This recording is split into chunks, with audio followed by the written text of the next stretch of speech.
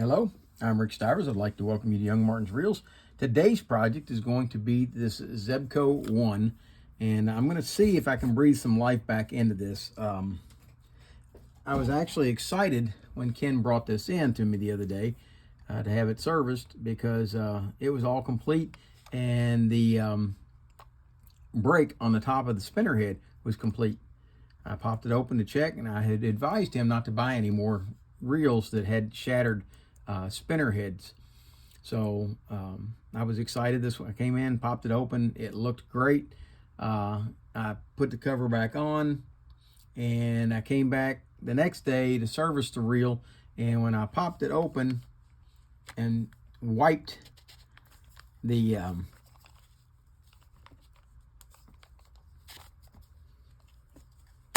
there we go. Yeah, and went to take the cover off, I found as soon as I touched this to wipe it off, it shattered and just disintegrated. And if you look at it, it's just, there's nothing there to it. It's rotted. So I was somewhat distraught that it had shattered. And I went on a search trying to figure out what I was going to do for that. Well, what I found was this bathroom sink drain washer, and if you look, I think it's going to end up being a pretty good fit for this. It looks pretty good. Now, if you're going to do this and going to glue one of these on, here's some things that you're going to have to watch out for. Number one, none of your glue can go down in any of these three holes right here. This hole, and this hole. The reason being, if you look, those are functional holes. See how that moves inside? That's the portion of the pins here. Okay? When it goes up, those move in, and so that's got to stay completely clear of those holes. So, if we glue this on here, we've got to make sure that it's not interfering with any of those. Okay, so when they come out, we've got to look and see, are those plastic pieces going to come out and hit that rubber? And it doesn't look like they will. It looks like it's going to be fine. However, I guess just to be on the safe side, I guess we could go through and gently notch the bottom of this rubber where each of those pins are. If we wanted to, we could do that, just to make sure that it's not going to hit. Yeah, because it looks like it's going to hit them just barely. So let's go ahead. I'm going to go ahead and notch that out because we do not want that to be hitting. Okay, so that's going to be on thirds.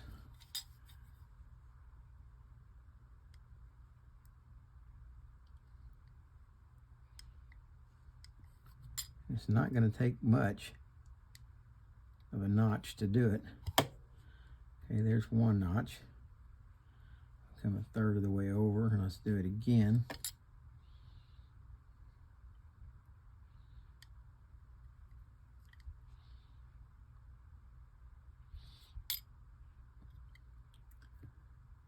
Okay, and then some of you are saying, well, isn't that thing decorative? I mean, what's the purpose of it anyway? Why is it even there? Well, this actually does serve a purpose. This is your line brake. When you push in your button to cast, this piece comes up and traps the line in between it and the top of the front cover like that, and holds it while you go into your cast. When you go into your cast, when you release the button, it's going to pull this back and allow that line to slide out. So that it has a very distinct purpose and reason. Okay, so now I've notched this at what I believe are the 1/3 points, and let's see now if they clear. And they look like they're going to clear just fine now. So I can go into gluing this on. Okay, and what I'm going to use to glue it on is rubber cement.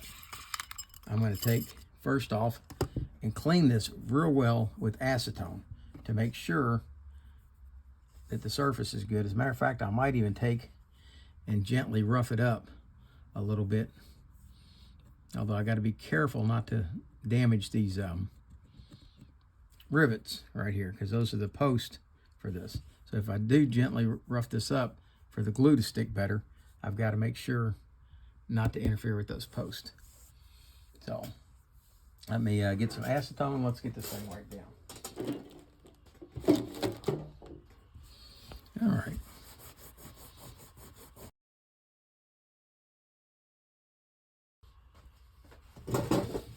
All right, I've got just a little piece of coarse sandpaper, and I'm going to gently rough up the surface.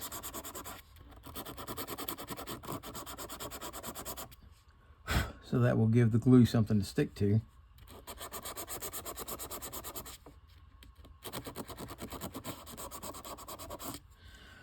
And you can try any glue that you want, but I'm going to use rubber cement on this.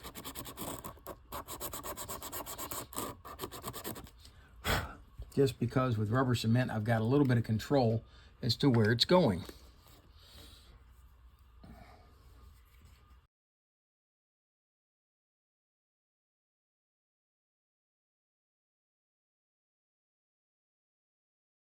Okay. And then we're going to let that skim up just a little bit.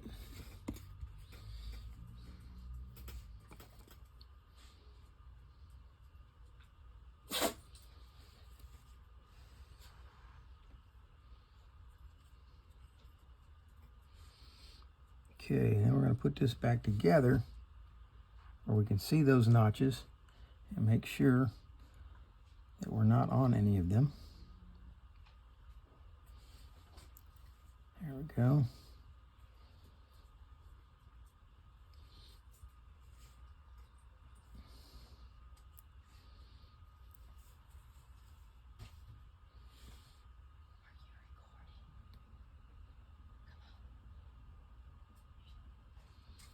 Like so.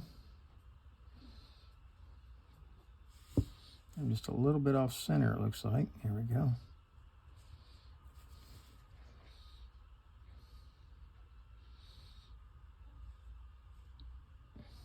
All right. Then we're going to let that cure up a bit. In the meantime, let's go ahead,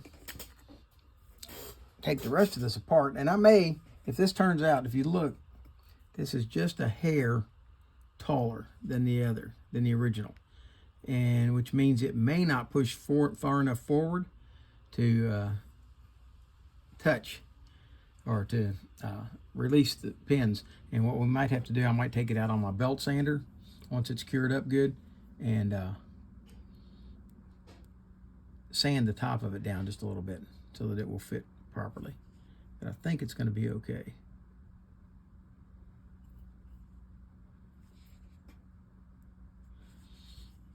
And I'm going to set some weight on this just to make sure that it's pressed down well. All right, and if we look in here, this is pretty dirty inside. This is a very heavily used reel apparently. And it's got a lot of old moss and dirt inside it. We'll be cleaning that out. I'll spray some WD-40 in there. And I've already done some pre-cleanup on this. I will admit that.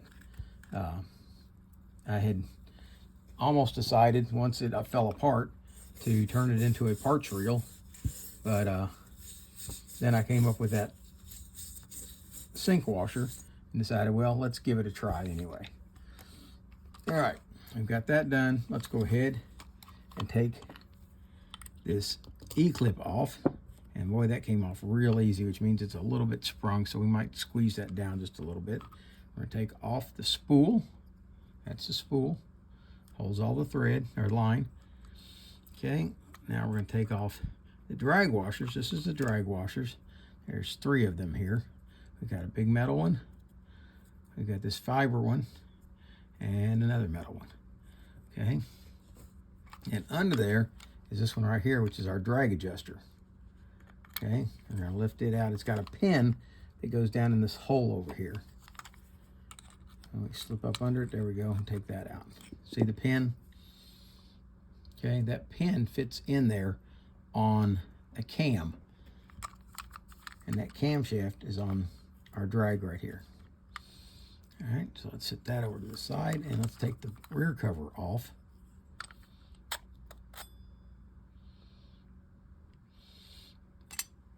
Okay, and there we have the back side. Now, I'm going to recommend that you not take all this apart. You can clean this just like it is. There's no reason, for most times, unless it's full of sand, you don't need to take this apart. We're going to take it apart because that's what we do here at Young Martin's Reels, but I'm going to tell you that I would not take this apart. Okay, because it's very easy to get it messed up putting it back. Okay, I don't believe that washer is original to this, but I'll put it back on there anyway. Then we have our drag knob. Now, most drag knobs, when you see a star drag knob, it screws on and off. This does not screw on and off. This actually operates a cam right here. See this cam? That cam is what pushes that pin in and out for the drag. And this drag knob does not screw in and out. So if you can screw it, turn it all day long, and it's not going to come off of here. All right. The only way to take this off is to remove these 6 screws. If you've got really dried up grease inside that, then maybe you'll have to take it off. But for most people, if you're just servicing one of these, none of this needs to come apart.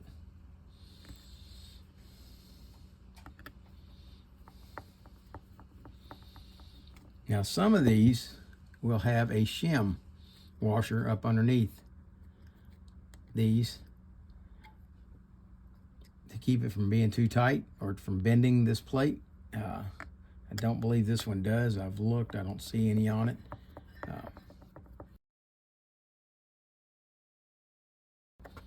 My screwdriver has become magnetized, and this is something that these screws are definitely steel instead of stainless steel, because now some stainless steel can still be attracted to a magnet, but it won't be heavily attracted to a magnet. So these definitely are heavily attracted to a magnet. All right, so we're going to pop this out now, lifting it up like that, and that takes this off, and now you can take this drag off if you absolutely needed to take this apart. Okay, and then the final part is going to be your axle shaft here, and you got to make sure that this moves in and out. If you've got one that you've pushed the button in and it won't come back, probably what's happened is it's corroded up here, in which case, yes, you're going to remove those 6 screws and get this freed up. Okay. I'm going to clean all this up, and I will be back to you in just a minute. Okay, I'm back and ready to start assembling, and we're going to start off with the body here. The first thing we need to do is oil this bearing right here. Now, you can usually get that out if you want to pop it out and try to clean it, but it's working fine, so I'm not going to try to take that out. Also, we're going to oil this pivot right here, because that will stiffen up with time, and we're going to oil this pivot for our anti-reverse. This is our anti-reverse override, and this is our anti-reverse. Okay, and that should move easily back and forth right there. Okay, like that. So make sure it's well oiled and that it moves easily. With that done, we're going to install the axle shaft. We're going to take that. We're going to go ahead and grease up the pinion gear. And then we're going to grease up the back side of the axle over here. And normally axle shafts I oil, but this one is sitting in a bearing, so it's not going to create any drag to grease this axle shaft. All it will do is help to protect it in the long run. So we'll put everything's basically getting a coating of grease on this one. Okay, and we're going to slide that in like this. First off, let's engage the override for the anti-reverse. Keep it out of the way, and we'll slide this in like that. Okay.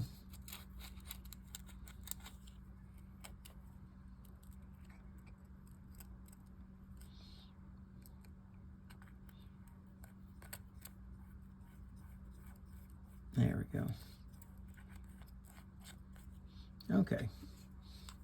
Next to go in is going to be, hang on, make sure, I don't think I wiped out the inside of this. I did a great job on the outside.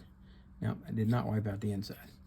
Okay, make sure to clean this good inside. Now this is a rotating surface where it's going to have to rotate, but it's not going to be rotating while you cast, so, or while you're winding, so it really doesn't matter that it creates a little bit of drag if you put grease in it. Okay, so again, this is one of those things that's not really going to matter that much. So we're going to take this shaft and we're going to grease it here, and then we're going to slide it into this drag sleeve like that. And yes, we've got a little bit of drag there, but nothing that would cause any real grief. Okay, because we're not winding it that way. Oh yeah, we are. That is going to be a winding surface. Never mind. Let's take this back off. We're going to clean the grease off like so, and we're going to oil that surface because it is going to turn inside. The part that's going to, that I was thinking about with the rotating, there we go, that way the gear will turn easily. The part that's going to be rotating when you turn the drag mechanism is going to be this part right here. Okay, so that's going to get greased, and this camshaft right here, that's the cam that rides on the this pin right here. Okay, see that pin is going to ride right there on that shaft, and it's going to go up and down, and it's going to activate this drag. Okay, that spins easily. Okay, let's go ahead and grease our main gear.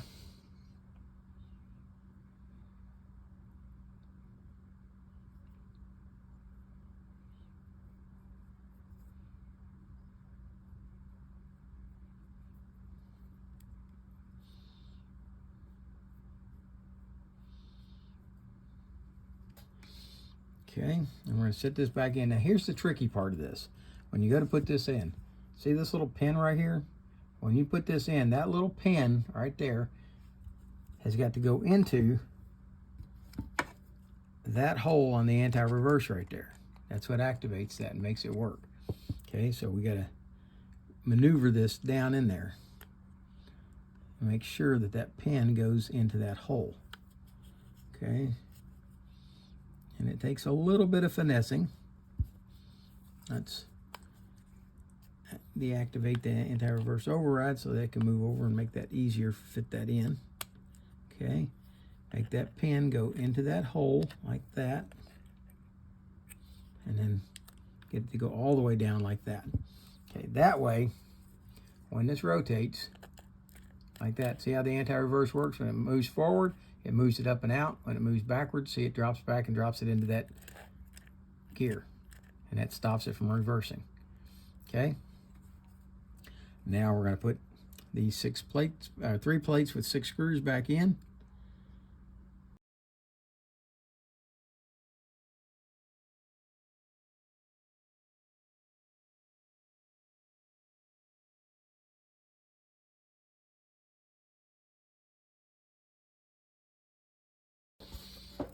All right, that's got that to that point. Now we're going to come back over to this side, and we're going to set this drag plate back in. When we set it in, it's got to go into this hole right here. That pin does right there. Okay, that pin goes into this hole. When you drop it in, this should fit flat up against here. If it's not fitting flat, kind of push your finger against it and then rotate your drag knob until it does fit up against there. Okay, or nearly up against there.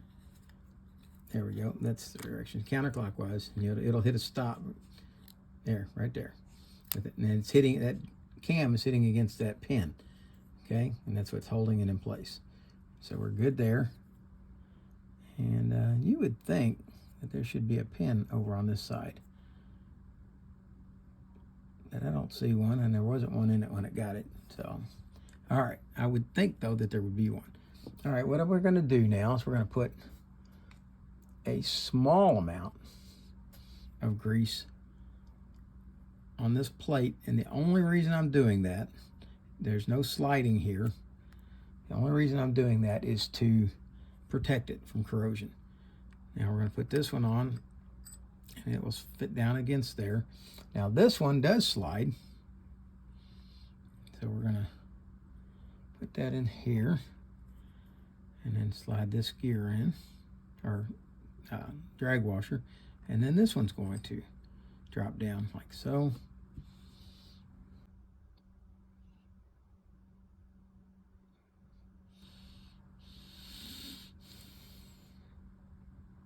I don't think this is assembled correctly. I'm going to go see if I can find a schematic for the Zebco One, because I don't believe that's installed correctly. It makes no sense. That drag washer cannot slide or drag or anything else in that position. That's how it came out, but I don't believe that's how it goes. All right, big shout out to Tommy Modisette. He sent me a schematic for this reel, which you can see here.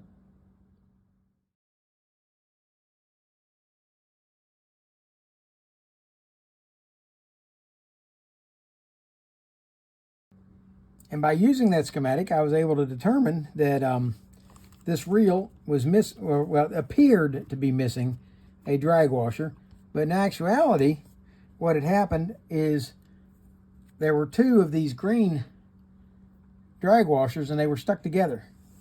So now I'm able to assemble this correctly.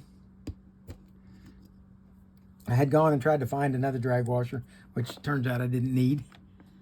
And now we're going to assemble this correctly. All right, so here goes the first drag washer. Then goes this almost plastic drag washer, whatever kind of fiber it is.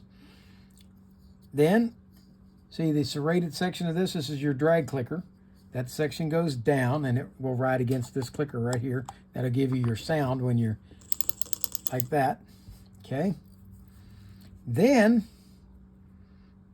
and you can see that this thing has not been put together correctly in a long, long time, because there's no polished area on the spool here. Matter of fact, I'm going to take that off and do a light sanding along there, because it's a little bit rough. And I'm beginning to wonder if it was ever assembled correctly, even from the very beginning. So let me fix this real quick. All right, I corrected that. Took off all, there were actually high spots that I removed by sanding it down.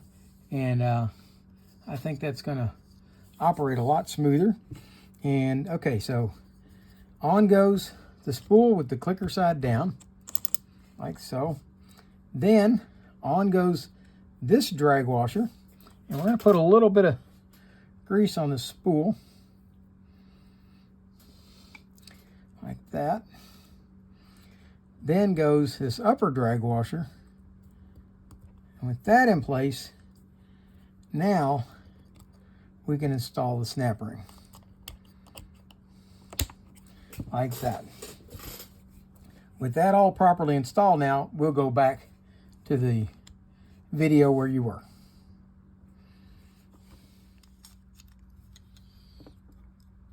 We're going to just very gently bend it in a little bit. There we go.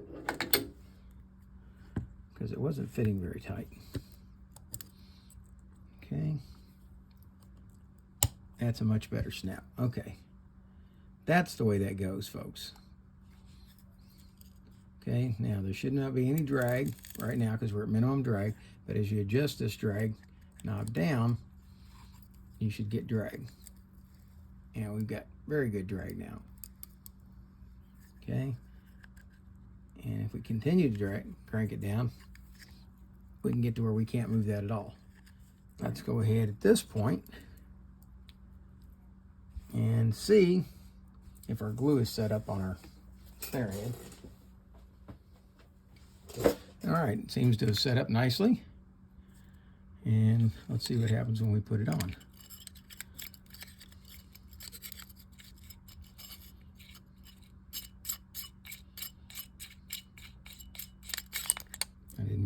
Okay, our pin is not coming out because our axle shaft is not coming out because we haven't put the back on. Let's go ahead and put the back on. Slip it in like so. Rotate it. Let's try to hold on to it. Still not there. There we go. That's going to hold that head, that axle shaft out now, so this should spin on okay.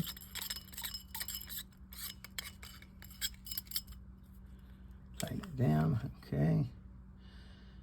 I'm hoping that's not standing too proud. We'll find out in a few minutes.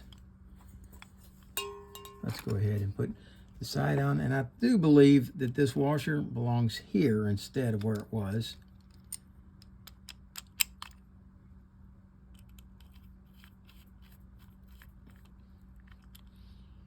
As that will help hold the drag adjuster in its proper location.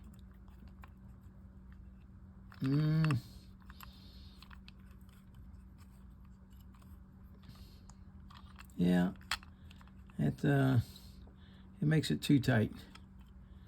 So I'll put it back where it was. It's just tightening it down against there, and we don't want that. I don't really believe it belongs at all, but that doesn't fit. That doesn't belong on there. I don't know who put that on there.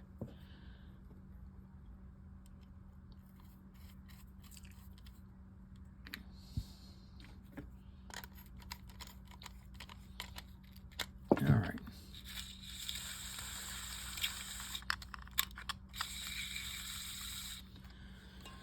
All right, time to find out what happens with the new brake on there. Let's see if it's going to be too much. If I'm going to have to sand it down a little bit. All right, now this one, every Zebco, for the most part that I've ever seen, came off, the spinner head came off in a counterclockwise direction. This one actually tightens in a counterclockwise direction and goes on in a clockwise direction. So that's kind of new. Okay, let's loosen up our drag. There we go. Tighten it down a little bit. Okay. Okay. Drag's working. Spinner head's working. Okay. It's coming out far enough. Apparently that's working fine, folks. Let's see if it holds it when I push in the button. No, it's not.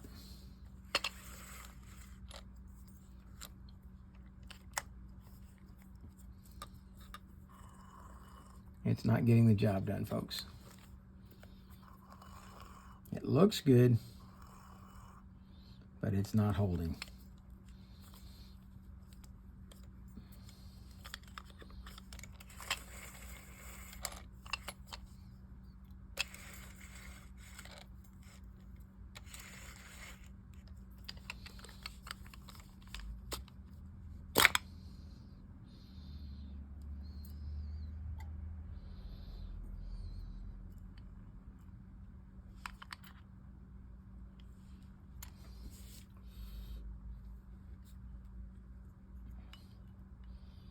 And I don't understand why not, because it's actually taller than the original was.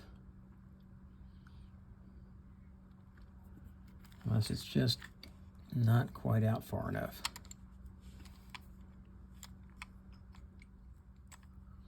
Actually, it's holding, it's just not, I want to, well, that's actually pretty good. If you're casting, I think that'll work as long as you cut your finger on the button.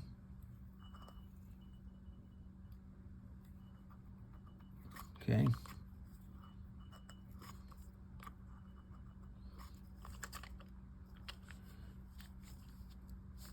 I keep wanting to take it off in a counterclockwise direction. It comes off in a clockwise direction. what's happening is that you push it up, it's fitting in here like that, and it's just catching on that corner.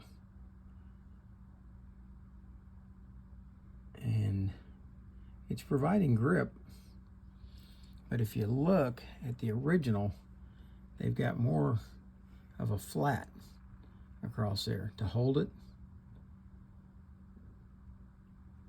And the flat here is here, and this edge here. And I'm wondering if I can do something to kind of take the point off of that flat, because it's definitely tall enough. It just needs to have more of that bevel on this corner, because right now it's just catching on just the very corner.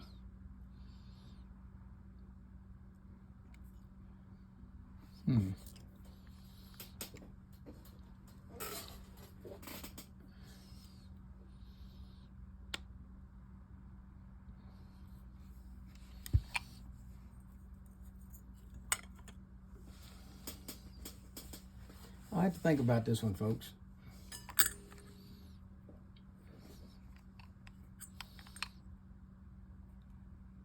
I might end up putting this in my wood lathe on an axle shaft and hitting that with some sandpaper to try to contour this corner off just a little bit. But that doesn't do most of you any good, because you don't have, most of you don't have a wood lathe that you can chuck up and put that into. So I'll have to think about it. All right, when I put it on the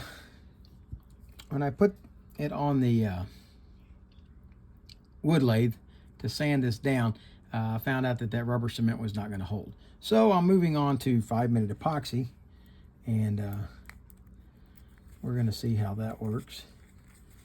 See if it will hold better. I just felt epoxy wasn't the answer early, because it when it dries, it hardens, and so I felt something that had a little give would work better with the rubber, and apparently that's not the case. Okay, and also what I have done is I have gone back and I have drilled 3 small holes in this. See this 3 small holes? Those are for these rivets. Those rivets were tending to hold this up just slightly off of the face and keeping it from properly gluing down. So I've added that in there. And we're gonna try this again and see how it works.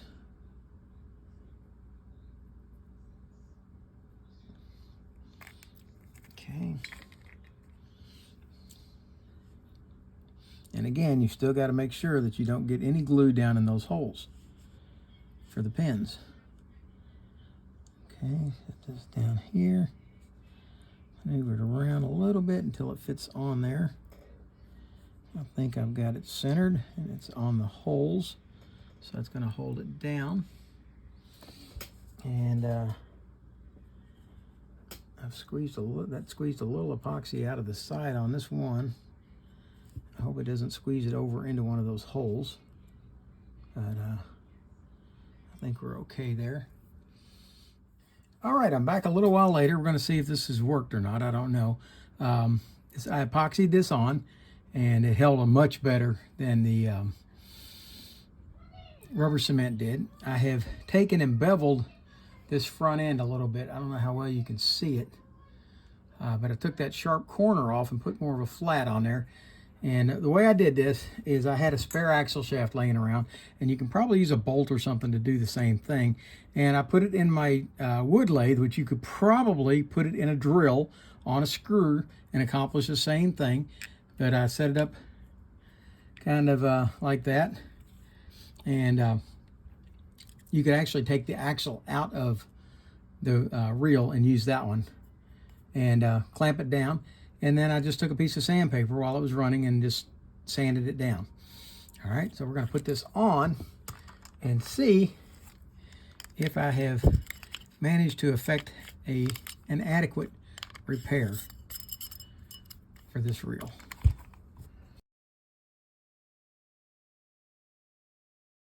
Run the line through the spinner cap, or through the cap. Gonna slide that on.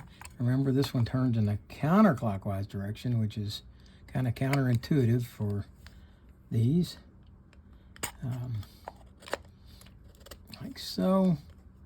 Is there a hole in this one for drainage? No, there's not. Okay, and then rotate it counterclockwise. Here we go. And let's see what we've got.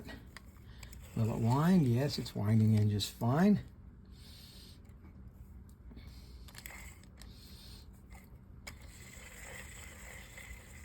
Okay, we have drag. We got too much drag. Still got too much drag. Uh-oh, something's wrong. We no longer have drag. Let's see if I've got this trapped in here.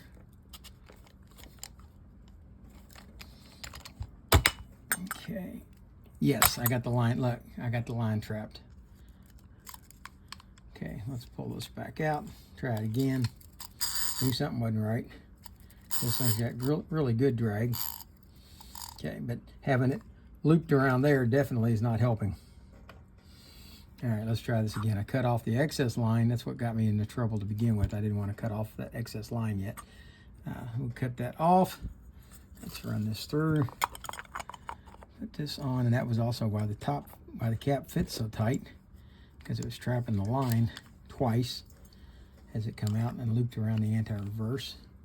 All right, let's see. Okay, let's tighten the drag down now. Good. Tighten it down a little more. Good. That's good drag. Okay, now what happens when we hit the button and hold it? Oh, yeah. Now it's holding. Okay, so that sharp corner wouldn't work. It had to have a more flat or a rounded side. You can pull it through if you need to, but or if you really had to, but yeah, it much better. Much better. Okay. And would it be better to have a Zebco One that had the original that was not disintegrated? Yes, it would, but this obviously isn't one of those. Look at that. That's not going to work. That line would have just chewed it all to pieces, and the reel basically, it would have been a good shelf sitter, but it would not have been able to go out and fish for any length of time before that completely disintegrated. All right, so there we have the Zebco One reel, fully functional. Oh, wait a minute, we didn't check the anti-reverse. There we go, anti-reverse override works. Let's put it back. Let's see. Yep, it locks. Okay, there we have the Zebco One reel with a new line brake installed on the spinner head. It's not original by any means. It was a bathroom sink washer installed on there, and I had to shave it down and modify it to make it fit properly, but it did, and it functions well now. So I hope you liked the video. If you did, please hit the like button. If you didn't, hit the dislike button. Tell me what you didn't like. In the meantime, this is Rick Stivers of Young Martin's Reels, signing out.